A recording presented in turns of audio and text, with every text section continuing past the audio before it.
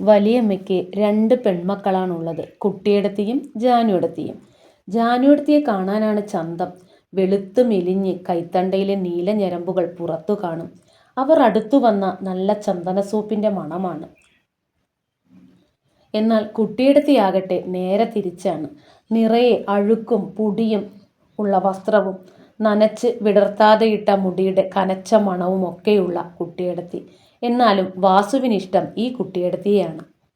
Hello കൂട്ടുകാരെ, ഏവർക്കും Mallu novel കഫയിലേക്ക് സ്വാഗതം. MT വാസുദേവൻ നായരുടെ ഹൃദയസ്പർശിയായ ഒരു ചെറുകഥ കുട്ടിയേടത്തി. കറുപ്പും വെളുപ്പും സൗന്ദര്യവും വൈരൂപ്യവും വിഷയമായ ചെറുകഥ. സൗന്ദര്യമില്ലാത്തതിൻ്റെ പേരിൽ ഏറെ വേദന അനുഭവിച്ച ഒരു പെൺകുട്ടിയുടെ ഹൃദയഹാരിയായ കഥ. കുടുംബത്തിൽ നിന്നും സമൂഹത്തിൽ നിന്നും അവൾക്ക് ലഭിക്കുന്ന വേദനകൾ, വിവേചനങ്ങൾ ഇവ വർണ്ണനാതീതമാണ്.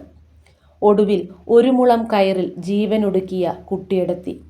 ബാഹ്യ സൗന്ദര്യത്തെ മാത്രം അളവുകോലാക്കുന്ന സമൂഹത്തിൻ്റെ മുഖത്തേറ്റ ഒരു അടി കൂടിയാണ് ഈ ചെറുകഥ.